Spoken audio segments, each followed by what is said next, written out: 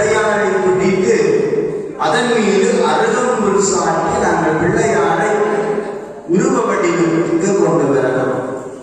எங்களுடைய சைவ வழிபாட்டிலே இறைவனானவர் அருவம், உருவம், அருவுருவம் என்று சொல்லப்படுகிற 3 படிநிலைகளை நாங்கள் நினைத்து வழிபாடு செய்வோம். அருவம் என்பது கண்ணுக்கு தெரியாத வடிவமாக இருக்கிற பிரபஞ்சமங்கு நீக்கமர நிறைந்திருக்கிற இறை சக்தியாக நாங்கள் இறைவனை பார்க்கிறோம். சிவபரம்பொருள் பஞ்சபூத வடிவனாக விளங்கிக் கொண்டிருக்கிறார். நிலம், நீர், தீ, காற்று, ஆகாயம் என்று சொல்வது இந்த பஞ்சபூதத்தினுடைய சேர்க்கையாக இறைவனை நாங்கள் பார்க்கிறோம். சிவபரம்பொருளை பார்க்கிறோம். பஞ்சபூத வடிவமாக விளங்குகிற சிவபெருமான் 5 முகங்களை உடையவனாக போற்றப்படுகிறார். ஈசானம், தத்புருஷம், அகோரம், வாமதேவம், சத்தியோசாரம் என்கிற 5 திருமுகங்களை உடையவர் சிவபெருமான். சிவபரம்பொருளுக்கு 5 முகங்கள் இருக்கிறது. அந்த 5 முகங்களை உடைய சிவபரம்பொருள் பஞ்சபூத வடிவனாக இருக்கிறார். அந்த பஞ்சபூத வடிவனாக இருக்கிற சிவபெருமான் ஆகாய ஸ்தலம் என்று போற்றப்படுகிற அந்த சிதம்பரத்திலே 5 தத்துவத்தை ஆற்றிக் கொண்டிருக்கிறார். படைத்தல், காத்தல், அழித்தல், அருளல், மறைத்தல் என்கிற 5 தத்துவத்தை ஆற்றிக் கொண்டிருக்கிறார். அந்த 5 தத்துவம் யார் பொருட்டு ஆற்றப்படுகிறது என்றால் இந்த பிரபஞ்சத்திலே வாழுகிற ஆன்மாக்களின் பொருட்டு ஆற்றப்படுகிறது. 5 முகங்களை உடையவன், பஞ்சபூத வடிவமாக விளங்குவன், 5 ஆற்றுகிற சிவபரம்பொருளுடைய மூத்த குமாரனாக நாங்கள் விநாயகர் கடவுளை பார்க்கிறோம். விநாயகர் பெருமானுக்கு 5 கரங்கள் இருக்கிறது. 5 முகங்களை உடையவன் விநாயகர் பெருமான். 5 என்று போற்றப்படுகிற விநாயகர் பெருமான் 5 முகங்களோடு இந்த 5 தொழில்களை ஆற்றிக் கொண்டிருக்கிறார். படைத்தல், காத்தல், அழித்தல், அருளல், மறைத்தல் என்கிற 5 தத்துவத்தை விநாயகர் பெருமான் 5 திருமுகங்களின் ஊடாக நாங்கள் ஆற்றிக் கொண்டிருப்பதை பார்க்கிறோம். விநாயகர் பெருமானுடைய ஆலயங்களில் இந்த பஞ்சமுக விநாயகர் பெருமான் அந்த தேரேறி வந்து அருட்காட்சி கொடுக்கிற சிறப்பை நாங்கள் விநாயகருடைய ஆலயங்களிலே பார்க்கிறோம். அந்த பஞ்சமுக விநாயகர் பெருமான் தேரேறி வந்து அங்கே அருள்காட்சி கொடுக்கிறார். அந்த தேர் உற்சவம் என்பது அழித்தல் தொழிலை குறைக்கிறது. நாங்கள் மகோத்சவ பெருந்திர விழாக்களை நடாத்துவோம். இந்த மகோத்சவமானது 5 ஆற்றி வைக்கிறது. இந்த மகோத்சவம் என்பது எங்களுடைய சைவ வழிபாட்டில் காமிய பூசை, நிஷ்காமிய பூசை என்று நாங்கள் பூசை வழிபாடுகளை 2 வகைப்படுத்துகிறோம். காமியம் என்றால் விருப்பம் கருதி செய்யப்படுவது. தனிநபர்கள் தங்களுடைய விருப்பத்திற்காக தங்களுடைய வாழ்வியலிலே செல்வ வளங்களை பெறுவதற்காக சகல சௌபாக்கியங்களையும் பெறுவதற்காக ஆற்றப்படுவது இந்த காமிய பூசை என்பார். நிஷ்காமிய பூசை என்பது பொதுநலனுக்காக செய்யப்படுகிற வழிபாடு நிஷ்காமிய வழிபாடு என்று சொல்லப்படுகிறது. இன்றைக்கு நாங்கள் ஆலயங்களை அமைத்திருக்கிறோம். அந்த ஆலயங்களில் இந்த மகோத்சவ திருவிழாக்கள், கும்பாபிஷேகங்கள், விசேட உற்சவங்களை எல்லாம் யார் பொருட்டு நடாத்துகிறோம் என்றால் அந்த கிராமத்திலே இருக்கிற, அந்த பிரதேசத்திலே இருக்கிற அனைத்து மக்களின் பொருட்களும் தான் இந்த மகோத்சவங்கள் நடாத்தப்படுகிறது. இந்த மகோத்சவ பெருந்திருவிழாக்கள் எல்லாம் கிராமத்தின் நன்மைக்காக, பொது நன்மைக்காக நடாத்தப்படுகிற சிறப்பை பார்க்கிறோம். ஒரு ஆலயத்திலே ஒருவர் உபயத்தை நடாத்துகிறார், உற்சவத்தை நடாத்துகிறார்.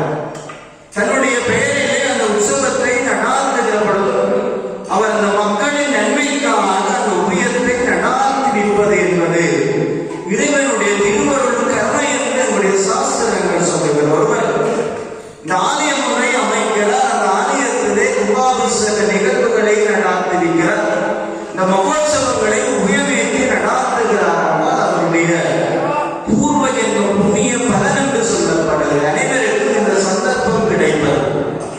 ஏனென்றால் இந்த பிரபஞ்சத்திலே இருக்கிற அனைத்து ஜீவராசிகளும், அனைத்து மக்களும் மகிழ்ச்சியாக சகல சௌபாக்கியத்தோடு வாழ்வதற்காக இறைவனிடத்திலே தன்னுடைய பொருள் சிலவை பயன்படுத்தி இந்த உபயங்களை நடாத்தி வைக்கிறார் என்பது அனைத்து மக்களின் நன்மைக்காக ஆற்றுகிற இறை கைங்கரியமாக இருக்கிறது.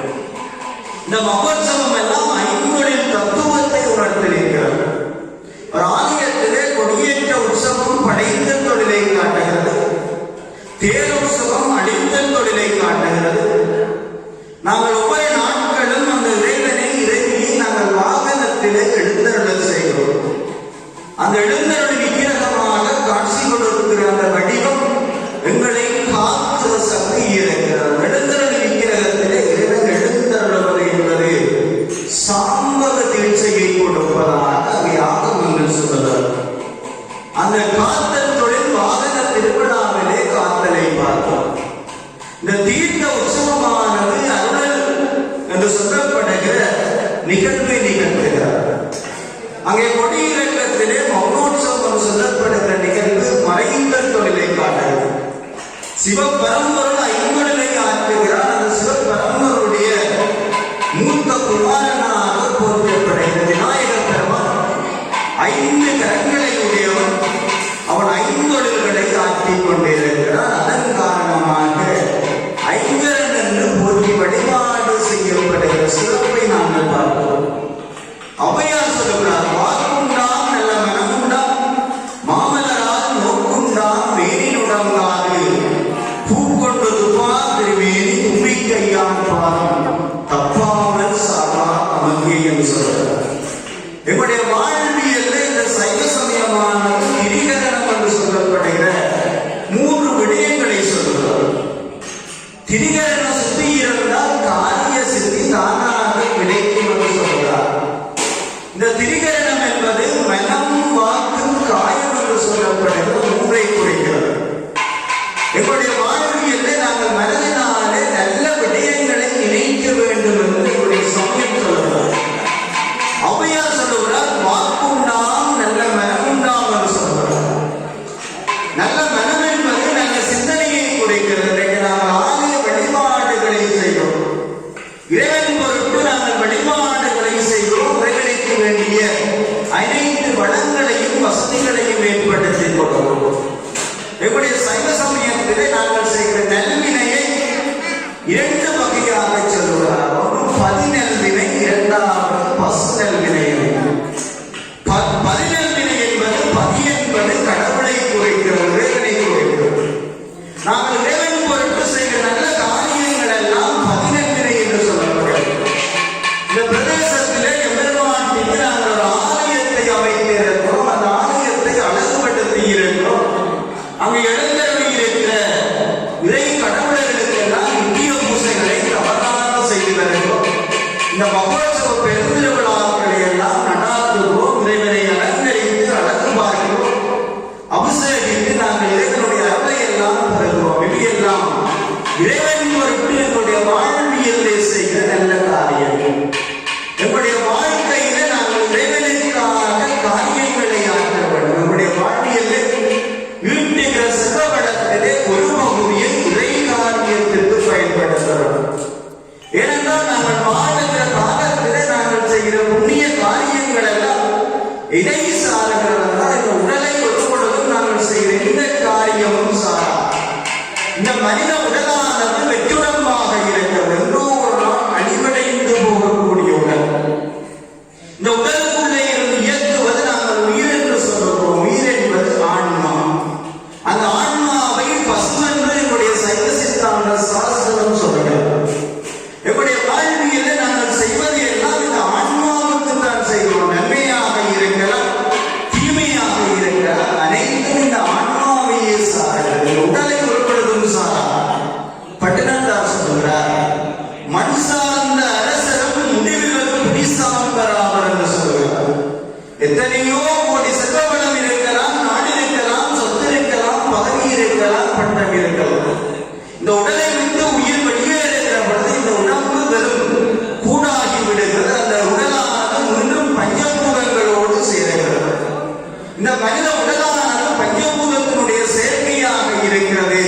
இந்த உடலை விட்டு ஆன்மா நீங்கிய பின்பு இந்த உடல் 5 பூதங்களோடும் சேர்ந்து விடுகிறது.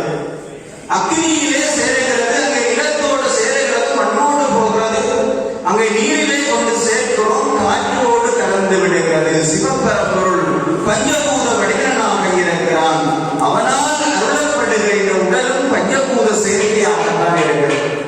நாங்கள் வாழ்வியலே செய்கிற நல்ல காரியங்கள் எல்லாம் ஆன்மாவின் பொருட்டு தான் செய்ய வேண்டும். இந்த புறவிகளை எடுப்பது இந்த ஆன்மா என்று சொல்லப்பட கோயில். நாங்கள் வாழ்வியலே மீண்டும் மீண்டும் பாவ காரியங்களை செய்து கொண்டிருப்போம் என்றால் மீண்டும் மீண்டும் இந்த மண்ணிலே பிறந்து இந்த பிறவித்தலையிலே துன்பப்பட்டுக் கொண்டிருக்கிறோம். மீண்டும் இந்த பிறந்து இந்த மண்ணிலே துன்பத்தை அனுபவித்துக் கொண்டிருக்கிறோம். இந்த ஆன்மா பிறவியற்ற பேரானந்த பெருவாழ்வை பெறுவதற்காகத்தான் நாங்கள் இந்த இறை வழிபாடுகளை எல்லாம் ஆற்றுகிறோம். இந்த உற்சவங்களை எல்லாம் நடாற்றுகிறோம். இறைவன் பொருட்களுக்கான தர்மங்களை செய்கிறோம். அது பதிபுண்ணியம் என்று சொல்லப்படுகிறது. பசு புண்ணியம் என்பது இந்த பிரபஞ்சத்திலே இருக்கிற அனைத்து ஜீவராசிகளிடமும் நாங்கள் அன்பாக இருக்கிறோம். தனிய உயிர் என்பது மனிதர் மட்டுமல்ல, 50 ஜீவன்களிடத்திலும் நாங்கள் அன்பாக அவர்களை துன்புறுத்தாத நாங்கள் வாழ்வியலே மகிழ்ச்சியாக சந்தோஷமான காரியங்களை செய்து வாழலாம். அந்த பசுவாய் உயிர் பொருட்டு நாங்கள் நன்மையை ஆற்றுகிறோம். அனைத்தும் இந்த ஆன்மாவையே சார்கிறது. இந்த 5 கரங்களையுடைய விநாயகப் பெருமான் இந்த 5 தொழில்களை ஆற்றுகிறான். யார் பொருட்டு ஆற்றுகிறான் என்றால் இந்த ஆன்மாக்களின் பொருட்டு ஆற்றுகிறான். இந்த ஆன்மா பக்குவம் அடைய வேண்டுமானால் திரையேனம் என்று சொல்லப்படுகிற 3 முக்கியமாக இருக்கிறது. ஔவையார் சொல்கிறார், வாக்குண்டாம் நல்ல மனமுண்டாம் என்று சொல்கிறார். எங்களுடைய மனம் என்பது இந்த உள்ளத்திலே இருந்து சிந்திக்கிற சிந்தனை மனம் என்று சொல்லுகிறோம். இன்றைக்கு நாங்கள் ஒரு இடத்துல இந்த ஆலயத்திலே இருக்கலாம். நம்முடைய மனம் எங்கெல்லாம் சென்று வருகிறது. இந்த மனத்தை கட்டுப்படுத்த வேண்டும். மனத்தை எங்களுடைய ஐம்புலன்களினாலே கட்டுப்படுத்தி இறை வழிபாடு செய்ய வேண்டும். இந்த மனதினாலே நல்லதை நினைக்க வேண்டும். நம்முடைய சைவ சமயத்திலே கந்த புராணத்திலே சொல்லப்படுகிறது. நாங்கள் மனதினாலே ஒரு தவறை நினைத்தால் கூட அந்த காரியத்தை செய்வதற்கான தண்டனையை அனுபவிக்கிறோம் என்று சொல்லுவோம். நல்ல மனம் என்பது நல்ல சிந்தனையை குறைக்கவில்லை. நாங்கள் ஆலயத்திற்குள்ளே வருகிறோம். வருகிற பொழுது இறை சன்னிதானத்திலே இறைவனுடைய உருவத்தை பார்க்கிறோம். இந்த பிரபஞ்சம் வந்து நீங்கவர் நிறைந்திருக்கிற இறை சக்தியை நாங்கள் வழிபாட்டிற்குரிய ஒரு இடத்திலே எழுந்தருளல் செய்து வழிபாடு செய்கிற இடம்தான் ஆலயம் என்று பார்க்கிறோம். ஏனென்றால் நாங்கள் வழிபாடு செய்வதற்கு ஒரு உருவம் முக்கியமாக இருக்கிறது. அந்த உருவத்தை எங்களுடைய கண்முன்னே நிறுத்தி எங்களுடைய மனத்தை அடக்குகிறோம். ஐம்புலன்களை அடக்கி இறைவனிடத்தில் எங்களுடைய மனதை சிந்திக்க செய்வதற்கு தான் இந்த ஆலயம் இருக்கிறது. ஆலயத்திலே நாங்கள் நல்ல சிந்தனைகளை சிந்திக்க வேண்டும். இறைவனுடைய நாமங்களை ஓதி வழிபாடு செய்ய வேண்டும். ஆலயத்திலே நாங்கள் செவியினாலும் நல்ல விடயங்களை கேட்கிறோம். அங்கே மந்திர உச்சாரணங்கள் சொல்லப்படுகிறது. தேவார திருமுறைகள் பாடப்படுகிறது. அந்த வேளையில நாங்கள் மனதினாலே நல்லதை சிந்தித்து வழிபாடு செய்ய வேண்டும். மனம் நல்லதை நினைக்க வேண்டும். மனம் நல்லதை நினைத்தால் இந்த வாக்கு என்று சொல்லப்படுவது வார்த்தை என்று சொல்லுவோம். நாங்கள் நல்லதை நினைத்தால் நல்ல வார்த்தையை பேசுகிறோம். வாக்குண்டால் நல்ல மனம் உண்டால், நல்ல மனம் இருந்தால், நல்ல சிந்தனையை சிந்தித்தால் எங்களுடைய வாயிலிருந்து வருகிற வார்த்தையானது நல்வார்த்தையாக இருக்கிறது. நாங்கள் பிறரிடத்திலே அன்பாக பேசுகிறோம், பணிவாக பேசுகிறோம், பக்குவமாக நடந்து கொள்ளுகிறோம், பெரியோரை கனம் பண்ணுகிறோம். இதெல்லாம் நம்முடைய மனம் நல்லதை நினைத்தால் தான் நல்லதை பேச முடியும். நல்ல மனம் இருந்தால் நல்ல வாக்கு இருக்கிறது. வாக்குண்டாம் நல்ல மனம் உண்டாம், மாமலரால் நோக்குண்டாம் மேனினுடங்காது என்று சொல்றாங்க. மேனி என்பது இந்த சரீரத்தை குறிக்கிறது. காயம் என்று பார்க்கிறோம். பட்டதாசர் காயமே பொய்யடா வரும் காற்றடைந்த பையடா என்று சொல்லுவாங்க. சரீரம் என்று சொல்லப்படுகிற இந்த காயத்தினாலே நாங்கள் இறைவனுக்கு தொண்டு காரியங்களை செய்து வழிபாடு செய்வோம். நாளை வழிபாட்டிலே சரிய வழிபாட்டை செய்து வழிபாடு செய்வோம். இந்த காயத்தினாலே உடலை வருத்தி நாங்கள் இறைவனை வழிபாடு செய்வது இந்த சரிய வழிபாடு என்று சொல்லப்படுகிறது. இந்த ஆலய வழிபாட்டிலே நாங்கள் இறைவனிடத்திலே பக்தி கொள்ளுகிறோம். இந்த பக்தி என்பது 2 வகைப்படுத்தப்படுகிறது. ஒன்று வன்பக்தி, இரண்டாவது மென்பக்தி என்று சொல்லுவோம். வன்பக்தி என்பது இந்த உடலை வருத்தி நாங்கள் இறைவனிடத்திலே வேண்டுதல்களை முன்வைப்போம். நாங்கள் இந்த உடலை வருத்தி இறைவனிடத்திலே வேண்டுதல்களை முன்வைக்கிற பொழுது இறைவன் எங்களுக்கான வரத்தை தருகிறார். கண்ணப்ப நாயனாருடைய வாழ்வியலே பார்க்கிறோம். அவர் இறைவனிடத்திலே வன்பக்தியை கொண்டிருக்கிறார். தன்னுடைய உடலை வருத்துகிறார். தன்னுடைய கண்ணையே இழந்து சிவனுக்கு அப்புகிறார். தன்னுடைய உடலை சிவனுக்காக அர்ப்பணிக்கிற அந்த பக்தி என்பது மிக மிக உயர்ந்த பக்தியாக இருக்கிறோம். நாங்கள் இந்த சரீரமாகி உடல் அழிவடைந்து போகக்கூடிய இந்த உடலினாலே ஆன்மாவை பக்குவப்படுத்துவதற்காக இந்த வழிபாடுகளை எல்லாம் செய்வோம். இந்த விநாயகர் பெருமானானவர் என்னுடைய வழிபாட்டிலே முதல் வழிபாட்டுக்குரியவனாக விளங்குகிறார். விக்னேஸ்வரன் என்று நாங்கள் விநாயகர் பெருமானை பார்க்கிறோம். விக்னேஸ்வரன் என்ற பெயர் ஏற்படுகிறது என்றால் எங்களுடைய விக்கிரகங்களை இருப்பவன் விநாயகர் பெருமான். விக்கிரகம் என்பது நோய் என்று பார்க்கிறோம். நோய் என்பது உடல் சார்ந்த நோய் அல்ல, உடலோடு சேர்ந்து ஆன்மாவை வருத்துகிற நோயும் இருக்கிறது. இந்த ஆன்மாவை வருத்துகிற நோய் என்றால் நாங்கள் செய்கிற பாவ காரியங்கள் இந்த ஆன்மாவை தொடர்ந்து பிடித்துக் கொண்டிருக்கிறது. நாங்கள் பிறக்கின்ற பிறவிகள் தோறும் வினைகளை ஆற்றுவதனூடாக நாங்கள் மீண்டும் மீண்டும் பிறந்து துன்பப்படுகிறோம். இந்த ஆன்மாவை பிடித்துள்ள வினையாகிய நோயை நீக்க வேண்டும். விக்கிரகமாகிய வினையை நீக்கிற விநாயகர் பெருமானுடைய வழிபாட்டில் என்னுடைய வினைகளும் நீக்கப்பட வேண்டும். நாங்கள் இந்த ஆற்றுகிற பாவ காரியங்கள், தீய காரியங்கள், நல்ல காரியங்கள் எல்லாம் வினை என்று சொல்லப்படுவதை கர்மம் என்று நாங்கள் பார்க்கிறோம். இந்த மண்ணிலே ஒரு சிறு குழந்தை பிறக்கிற பொழுது நீங்கள் அவதானித்து பாருங்கள். அந்த குழந்தையுடைய 2 கைகளும் பொத்தியபடிதான் இந்த மண்ணிலே வந்து பிறக்கிறது. அந்த குழந்தையினுடைய 2 கைகளுக்கு ஏன் பொத்தியபடி இருக்கிறது என்றால் பிறக்கின்ற பொழுது முன்வினை கர்மத்தை கொண்டு வருகிறது. முன்வினை பாவத்தையும் புண்ணியத்தையும் இந்த பிறக்கிற பொழுது கொண்டு வருகிறது. அதை அனுபவித்துத்தான் இந்த மண்ணை விட்டு நீங்கி செல்கிறது. சிலருடைய வாழ்வியலை பாருங்கள். நல்ல காரியங்களை செய்வார்கள், நாளாந்தம் இறைவனை வழிபடுவார்கள், ஆலயம் செல்வார்கள், தான தர்மம் செய்வார்கள், யாரையும் துன்புறுத்த மாட்டார்கள், அன்பாக பேசுவார்கள். அவருடைய வாழ்வியலை பார்த்தால் நாளாந்தம் துன்பமும் கண்ணீருமாக அவருடைய வாழ்க்கை கழிகிறது. ஏனென்றால் அவர்கள் அறியாத முன்வினையிலே செய்த வினையை அனுபவித்துக் கொண்டிருக்கிறார். அந்த வினை பயனை நாங்கள் அனுபவிக்க வேண்டும். அதற்காக பிறவிகளை எடுக்கிறோம். பிறக்கின்ற பிறவிகளோடு நாங்கள் நல்ல காரியங்களை ஆக்க வேண்டும். நாவலர் பெருமான் சொல்கிறார். நாவலர் பெருமானுடைய வாசகங்களை எனக்கு மிகவும் பிடித்த வாசகம் சொல்கிறார். எங்களுடைய சைவ சமயத்தினுடைய வழிபாட்டு சாரத்தை சுருக்கமாக சொல்கிறார். இந்த சரீரம் நமக்கு கிடைத்தது இறைவனை வணங்கி முக்தி இன்பம் பொருளுடையாகும். நாங்கள் இந்த மனித உடலை எடுத்து இருக்கிறோம். இந்த உடலை எடுத்ததனுடைய காரியம் இறை வழிபாடு ஆக்க வேண்டும். இந்த மனித சரீரத்தினூடாக உடலினூடாக இறை வழிபாடு ஆக்கி இறைவனுடைய திருவடிகளை அடைய வேண்டும். அந்த இறை வழிபாட்டில் நாங்கள் நல்ல காரியங்களை ஆக்க வேண்டும்.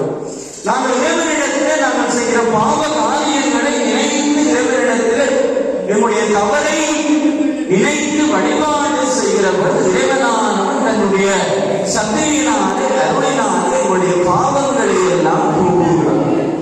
நாங்கள் வாழ்வியலே பார்க்கிறோம், சைவ புராணங்களிலே பார்க்கிறோம். இந்த அசுரர்களை எல்லாம் இறைவனானவன் தன்னுடைய சக்தியினாலே ஆட்கொண்டு அருளுகிறான். அவர்கள் வாழ்வியலே செய்த பாவ காரியங்களை எல்லாம் இறை சக்தியானது அதை ஆட்கொள்ளுகிற சிறப்பை பார்க்கிறோம். இறைவனிடத்திலே நம்முடைய பாவ காரியங்களை நாங்கள் மன்றாட்டமாக ஒப்புவித்து வழிபாடு செய்கிற பொழுது இறைவன் எங்களை மன்னித்தருளுகிற சக்தி இருக்கிறது. இறைவனுடைய குழந்தைகள் நாங்கள் இந்த வாழ்வியலே இறைவனுடைய மைந்தர்களாக வாழ்ந்து கொண்டிருக்கிறோம். வாழ்வியல் எங்களை அறியாமல் சுவித்து வழிபாடு செய்யப்படும். விநாயகர் கடவுளை வழிபாடு செய்கிற பொழுது இந்த விக்கிரகங்கள் எல்லாம் நீக்கப்பெறுகிறது என்று சொல்லுவோம். விநாயகர் பெருமானிடத்திலே 5 கரங்கள் இருக்கிறது. விநாயகருடைய தும்பிக்கை இருக்கிறது. தும்பிக்கையிலே விநாயகர் பெருமான் கலசத்தை தாங்கியிருக்கிறது. விநாயகர் பெருமானுடைய பின்னுள்ள 2 கரங்களில் அங்குசம் பாசம் என்று சொல்லப்படுகிற ஆயுதத்தை தாங்கியிருக்கிறார். முன்னுள்ள கரத்திலே மோதகம் ஏந்திய கரத்தோடு விநாயகர் பெருமான் காட்சி கொடுத்துக் கொண்டிருக்கிறார். ஒரு கையிலே ஒடிந்த தந்தம் இருக்கிறது, யானையினுடைய தந்தம் இருக்கிறது. விநாயகர் பெருமானுடைய முகம் யானை முகமாக இருக்கிறது. விநாயகருடைய உருவத்தை பாருங்கள், அங்கே விலங்கினுடைய அம்சம் இருக்கிறது, தேவர்களுடைய அம்சம் இருக்கிறது, மனிதர்களுடைய அம்சம் இருக்கிறது. விநாயகர் பெருமானுடைய 2 கால்களும் மனித வடிவத்திலே இருக்கிறது. மனிதர்களுக்கு எல்லாம் இந்த பூலகத்திலே இருக்கிற மனித வடிவங்களுக்கு எல்லாம் தலைவனாக விநாயகர் பெருமான் இருக்கிறார். அங்கே விநாயகர் பெருமானுடைய காலிலிருந்து தலைவரையான கால் பகுதியானது தேவ பகுதியாக இருக்கிறது. தேவர்களுக்கு எல்லாம் விநாயகர் பெருமான் தலைவனாக இருக்கிறார். அவருடைய முகமானது யானையினுடைய தலையாக இருக்கிறது. விலங்குகளுக்கு எல்லாம் தலைவனாக விநாயகர் பெருமான் இருக்கிறார். விநாயகருடைய வயிறானது பானை போன்ற பெரிய வயிறாக இருக்கிறது. இந்த பிரபஞ்சம் அனைத்தையும் தன்னுடத்திலே அடக்கி இருக்கிற சக்தியாக விநாயகர் பெருமானை பார்க்கிறோம். இந்த குண்டலினி சக்தி என்று சொல்லப்படுகிற சக்தியானது அந்த மூலாதாரத்திலே எழுந்தருளுகிற சக்தி விநாயகர் பெருமானுடைய அந்த பெரிய வயிற்றுக்குள்ள இந்த பிரபஞ்சம் அடங்கி இருக்கிற சிறப்பு இருக்கிறது. விநாயகருடைய அந்த கண்ணை பாருங்கள், சிறிய கண்ணாக இருக்கிற பூமியிலே நாங்கள் வாழுகிறோம். வாழ்கிற விடயங்களில் நல்ல விடயமும் இருக்கிறது, தீய விடயமும் இருக்கிறது. எங்களுடைய வாழ்வியில நாங்கள் ஆசையோடு பற்றுக்களோடு வாழுகிற பொழுது நல்ல விடயம் தீய விடயம் எது என்பது நாங்கள் பகுத்து ஆராய்ந்து நுணுக்கமாக பார்த்து எங்களுடைய வாழ்வியலை வாழ வேண்டும். அந்த சிறிய கண்ணானது நல்ல விடயங்களை ஆராய்ந்து பார்க்க வேண்டும் என்று சொல்கிறார். விநாயகர் பெருமானுடைய செவியானது பெரிய செவியாக இருக்கிற சுலகு போன்ற செவியை உடையவர். இந்த வாழ்வியலே கிடைக்கிற நல்ல விடயங்களை நாங்கள் எங்களுடைய செவியினூடாக உள்வாங்க வேண்டும். நாங்கள் எங்களுடைய நாமத்தை கேட்கிறோம், நல்ல வார்த்தைகளை கேட்கிறோம், பிறரிடத்தில் அன்பாக உரையாடுகிற சொற்களை கேட்கிறோம் என்றால் எங்களுடைய வாழ்வியலை நாங்கள் நல்ல வழியிலே எங்களுடைய வாழ்வியலை அமைத்துக் கொள்ளணும். தீய விடயங்களை எங்களுடைய காதிலே எடுக்கிற பொழுது நாங்கள் எங்களுடைய மனம் தீய செயலை செய்ய தூண்டுகிறது. அந்த தீய செயலை செய்ய தூண்டுவதன் மூலமாக வாழ்வியலே நாங்கள் பல துன்பங்களை அங்கே செய்து கொண்டிருக்கிறோம். அங்கே கந்தபுராணத்திலே சூரபத்மன் அங்கே அவனுடைய தாயாராகிய மாயை இருக்கிறார். அங்கே காசிவ முனிவருக்கும் மாயைக்கும் பிறந்த புத்திரர்கள் தான் அந்த சூரபத்மனும் அவருடைய சகோதரர்கள். ஆனால் காசிவ முனிவரோ தன்னுடைய புத்திரர்களுக்கு நல்ல விடயங்களை போதிக்கிறார். ஆனால் தாயாரோ மாயையின் வடிவந்தவன் அல்லவா, அசுர குலத்தை சேர்ந்தவள். அவன் தன்னுடைய புத்திரர்களுக்கு தீய விடயங்களை தான் போதிக்கிறார். அந்த குழந்தையின் தாயினுடைய அந்த செவி கேட்டு மனதை உள்வாங்கி அந்த அசுர குலத்தோடு வளருகிறது. எங்களுடைய வாழ்க்கையில நாங்கள் பாதி நாள் கேட்கிற விடயங்களை நல்ல விடயங்களாக கேட்டு வாழ வேண்டும். வாழுகிற பொழுது உடைய மனம் பக்குவம் அடைகிறது. நாங்கள் வாழ்வியல நல்ல காரியங்களை ஆற்ற உதவி விநாயகர் பெருமானுடைய தத்துவமாக இருக்கிற இந்த 5 தரங்களின் ஊடாக 5 தொழில்களை விநாயகர் பெருமான் ஆற்றிக் கொண்டிருக்கிறார். அங்கே கையிலே கலசம் இருக்கிறது. இந்த பிரபஞ்சத்தை படைக்கிற ஆட்களை அங்கே காட்டிக் கொண்டிருக்கிறார் விநாயகர் பெருமான். கையிலே அங்குசம் இருக்கிறது. இந்த அங்குசத்தின் ஊடாக அழித்தல் தொழிலை ஆற்றுகிறார். அழித்தல் தொழில் என்றால் எதை அழிக்கிறார் இறைவன் என்றால் இந்த ஆன்மாவாகிய உயிரிடத்திலே இருக்கிற ஆணவம், கர்மம், மாயை என்கிற மும்மலங்களை அழிப்பதுதான் இறைவனுடைய அழித்தல் என்று சொல்லுவோம். இந்த ஆணவம், கர்மம், மாயை என்கிற மும்மலம் அழிகிற பொழுதுதான் இறைவனுடைய திருவடியை ஆன்மா அடைந்து கொள்ளுகிறது. இந்த ஆன்மாவிடத்திலே முதலிலே மாயையாகிய மலம் நீக்கப்படுகிறது. மாயை என்றால் இந்த அழிந்து போகக்கூடிய பொய்யான உலகியலை நாங்கள் நம்பி வாழ்ந்து கொண்டிருக்கிறோம். நாங்கள் இந்த வாழ்வியலை வாழுகிறோம். நாங்கள் சேர்த்த செல்வம், சொத்துக்கள், பட்டம், பதவி அனைத்தையும் விட்டு நாங்கள் இந்த மண்ணை விட்டு போகிற பொழுது இதையும் கொண்டு செல்ல போவதில்லை. இந்த மாயையாகிய பொய் தோற்றத்திற்குள்ளே அழிந்து நாங்கள் வாழ்ந்து கொண்டிருக்கிறோம். இந்த ஆன்மாவை முதலிலே மாயாமலம் நீங்குகிறது. இரண்டாவதாக கர்மமலம் நீங்குகிறது. கர்மம் என்பது நாங்கள் செய்த பாவ காரியங்கள், புண்ணிய காரியங்கள் இருக்கிறது. அந்த பாவ புண்ணிய காரியங்களே பாவ காரியங்கள்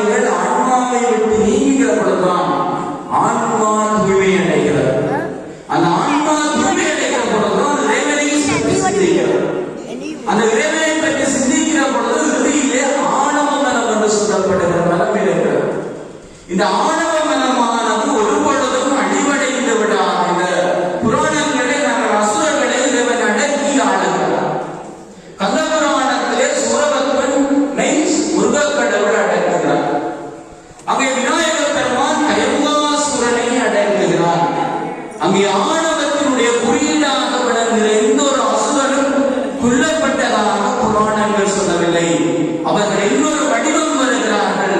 அந்த வடிவம் எதன் பொருட்டு வருகிறார்கள் என்றால் அவருடைய ஆணவம் அடங்குகிறது. ஆன்மாவை விட்டு நீங்குகிற இறுதி பலம் ஆணவம்.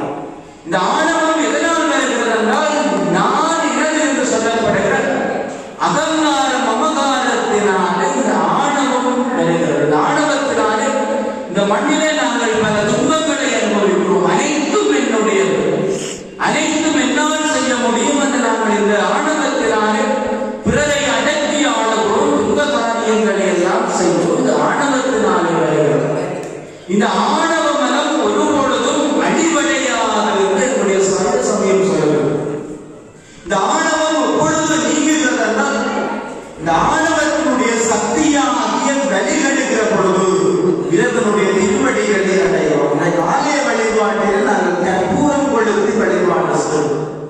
இந்த கற்பூரத்தை அக்னியிலே கொடுக்கிறோம். விஞ்ஞான ரீதியாக பார்க்கிற பொழுது அந்த கற்பூரம் அக்னியிலே கொளுத்துகிற பொழுது கற்பூரம் ஒரு பொழுதும் அழிவடைந்து விடாது, அது வாயுவாக மாற்றப்படுகிறது. அதே போலதான் இந்த ஆணவம் ஒரு பொழுதும் அழிவடைய மாட்டாது. ஆணவத்தினுடைய சக்தி கிடைக்கிற பொழுது அந்த ஆன்மா இறைவனை நினைக்கிறது, இறைவனுடைய திருவடிகளை அடைந்து விடுகிறது.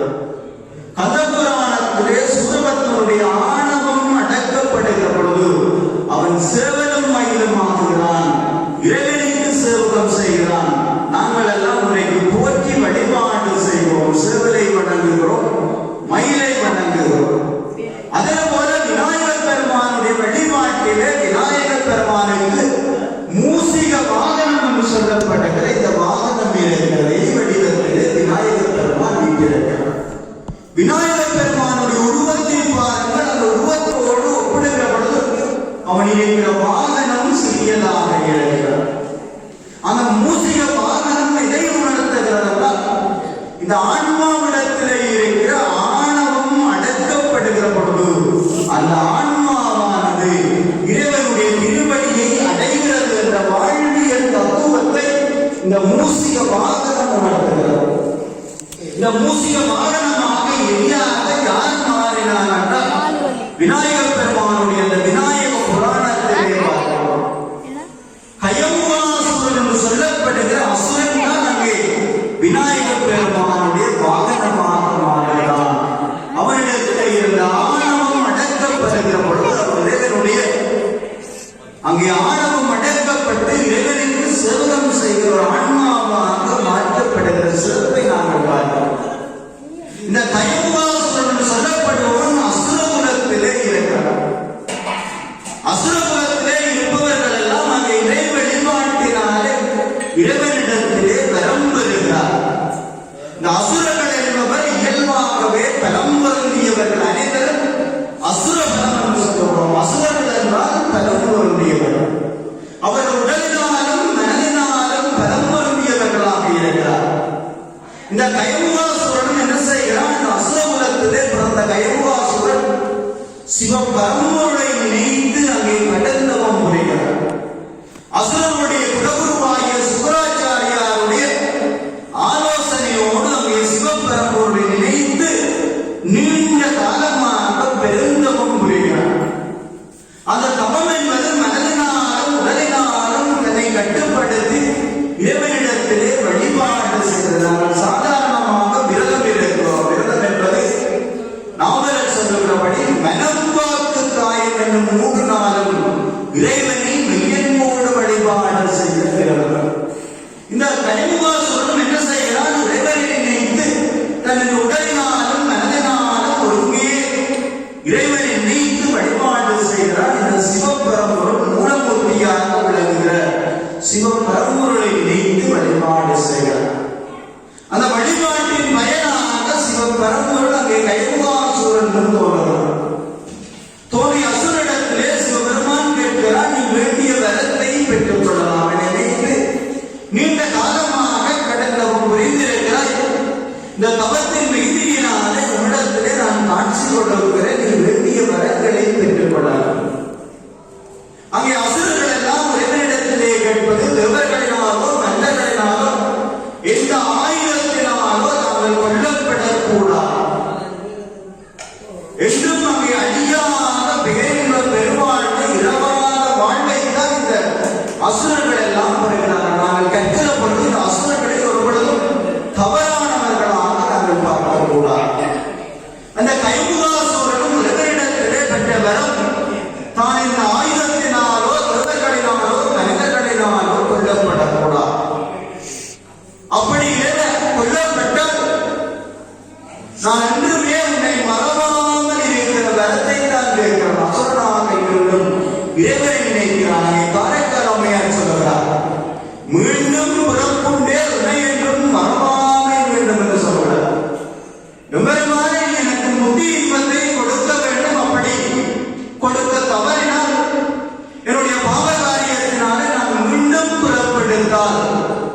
பிறப்பிலும் உன்னை நான் மறவாது தொட வேண்டும் என்று காரைக்கால் அம்மையார் கேட்பது போலதான் கைமுகாசுரன் கேட்கிறார்.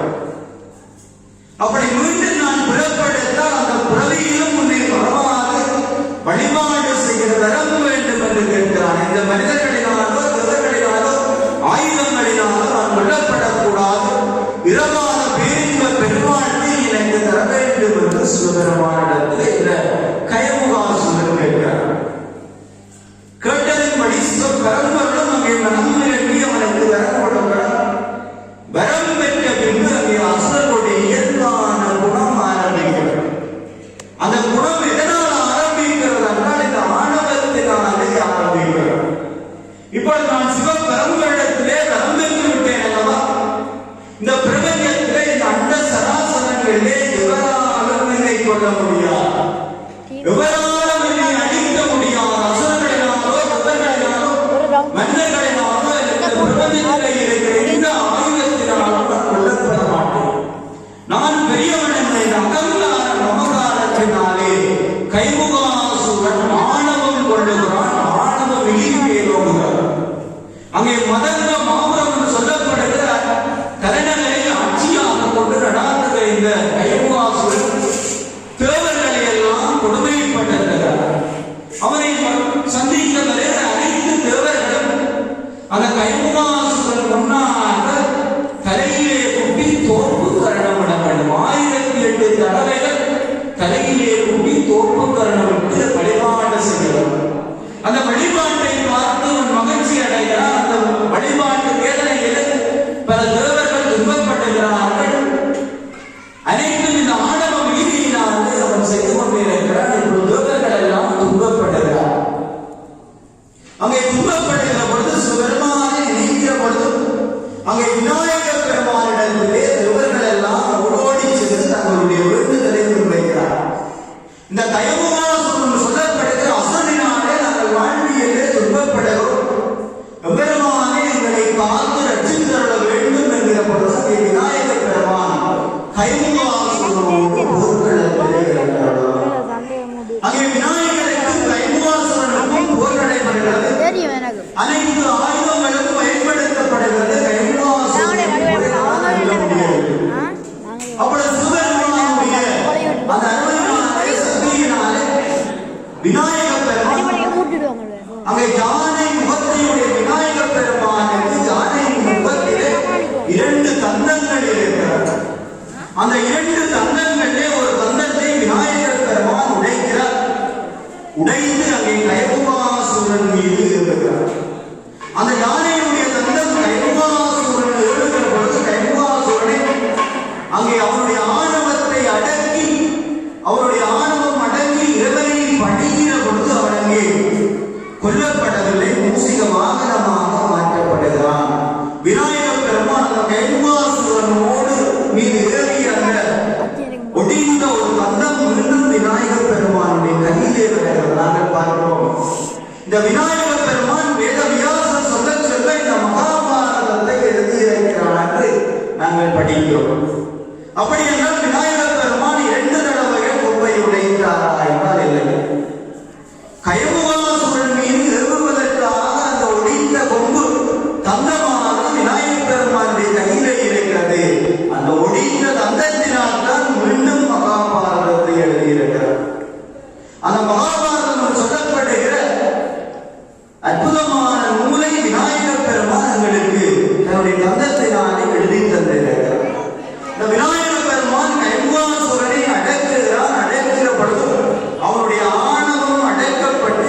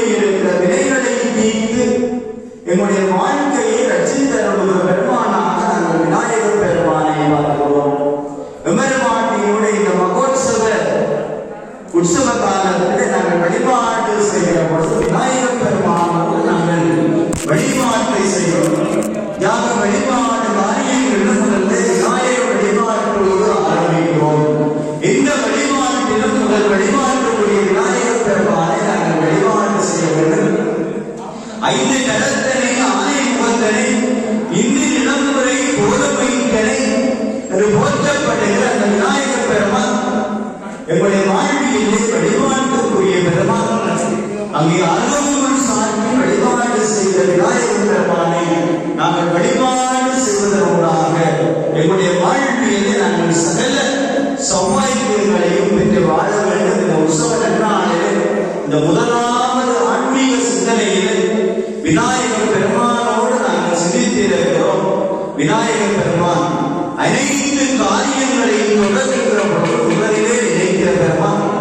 நாங்கள் பிள்ளையார் சொல்லிக்கொண்டு எந்த காரியத்தை தொடர்கின்ற பொழுது அனைத்தும் வெற்றியாகவே நடைபெறுகிறது. இளம் சிறார்களிடத்திலே நாங்கள் இந்த சைவ சிந்தனைகள் ஆன்மீக சிந்தனைகளை வளர்க்க வேண்டும். என்றால் இன்றைக்கு நீங்கள் தான் நாளை எங்களுடைய சமூகத்திலே ஆளப்போவார்கள். எங்களுடைய சைவ சமய சிந்தனையை எங்களுடைய சமூகத்திடத்திலே நடத்தப் போகிறவர்கள். சைவ வாழ்வியலோடு நீங்கள் வாழ்வியலாக இருந்தால் இந்த மண்ணிலே எந்த குறையும் பெற்றவர்களாக வாழ்விலே மகிழ்ச்சியாக மங்களமாக வாழலாம். வள்ளுவர் சொல்கிறார், வையத்துள் வாழ்வாங்கு வாழ்பவன் வாழ்வையில் தெய்வத்துள் வைக்கப்படுவன் சொல்லலாம். இந்த வாழ்வியலே சைவம் காட்டுகிற வாழ்வியல் படி நீங்கள் வாழ்வியல்களாக இருந்தால் இறைவனுடைய திருவடிகளை அடைந்து கொள்ள முடியும். இந்த மண்ணிலே சகல சௌபாக்கியங்களையும் இன்று வாழ வேண்டும் என்று இந்த வேளையிலே சிந்தித்துக் கொண்டு அனைவருக்கும் விநாயக பெருமானுடைய திருவருள் கிடைக்க வேண்டும். இங்கே மூலமூர்த்தியாக விளங்குகிற முதுமாரி தாயாருடைய திருவருள் கடாட்சம் நம்முடைய வாழ்வியலே கிடைக்க வேண்டும். நீங்கள் வாழ்வியலில் சகல வளங்களையும் பெற்று வாழ வேண்டும். சகல சௌபாக்கியத்தோடும் நீண்ட ஆயுளோடும் கல்வியிலே உயர்ந்தவர்களாக செல்வ வளத்திலே உயர்ந்தவர்களாக தவறான சந்தான வளர்ச்சியோடு என்னாலும் மகிழ்ச்சியாக அன்பான சுற்றத்தோடு இந்த வாழ்க்கையிலே எல்லோரை கொண்டிருக்க எல்லாம் வல்ல முத்துமாரி தாயாருடைய திருவருள் கடாட்சம் கிடைக்க வேண்டும். அனைவருக்கும் அமைதியை அருள வேண்டும் என்று இந்த வேளையிலே பிரார்த்தித்துக் கொண்டு அனைவருக்கும் சிவபெருமானுடைய திருவருளும் திருவருளும் கிடைக்க பிரார்த்தித்து இந்த சந்தர்ப்பத்திற்கு